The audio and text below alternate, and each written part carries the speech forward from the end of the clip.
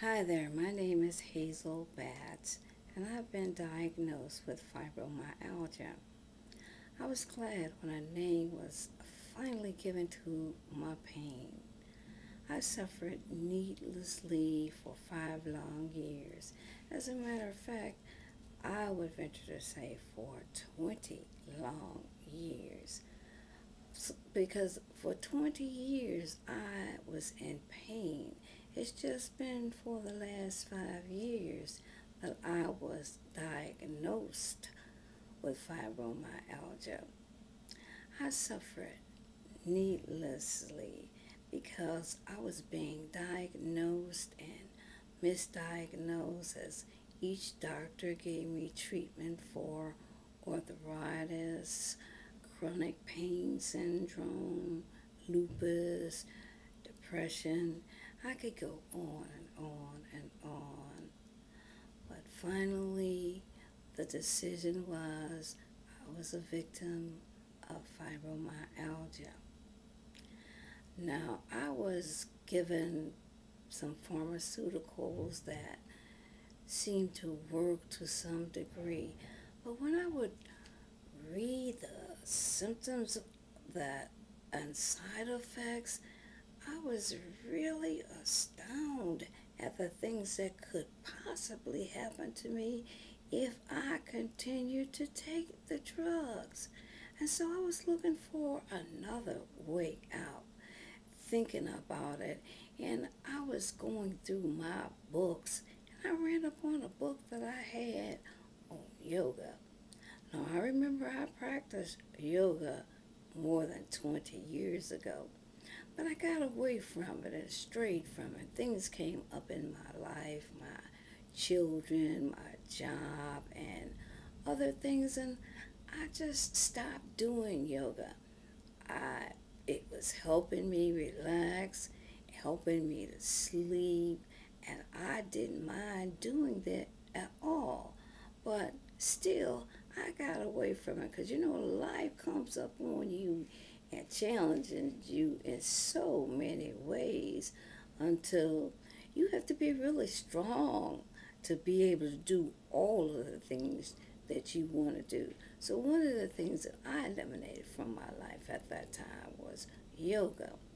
And I got back and I got looking at that book and I got thinking, how much will it cost me to do yoga?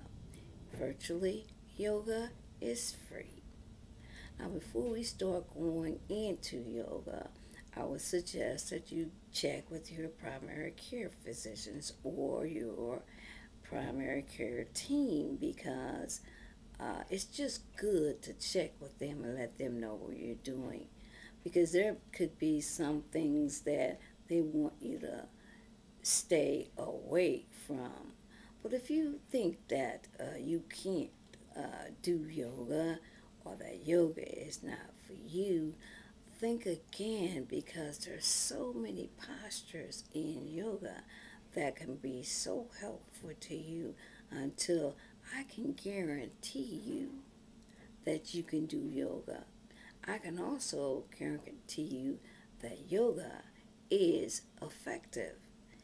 Get your body moving and strengthen yourself and learn relaxations and improve your mind and your body and your sleep and more. Now, yoga is not something that's new. Yoga dates back to over 5,000 years. People have been doing anything that can stand the test of time for 5,000 years is something that is pretty reliable because most things that we go into are fads.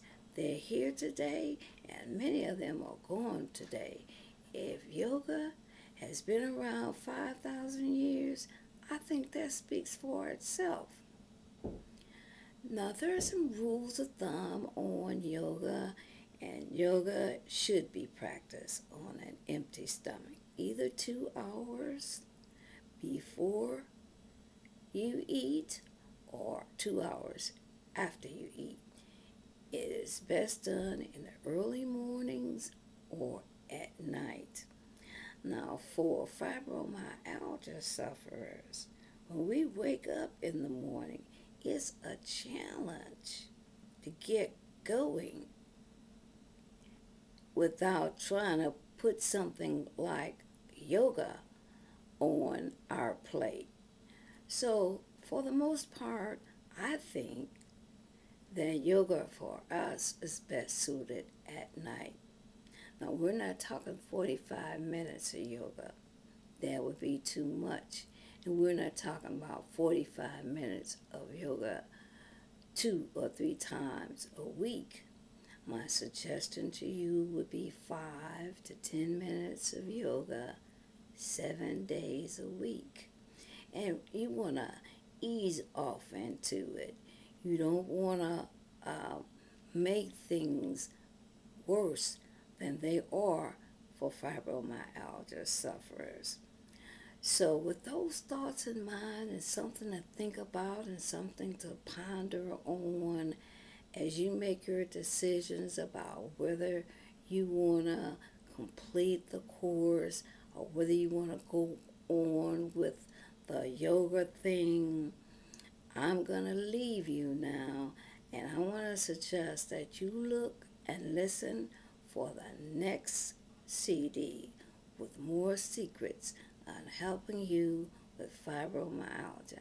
Thanks again for listening, and goodbye.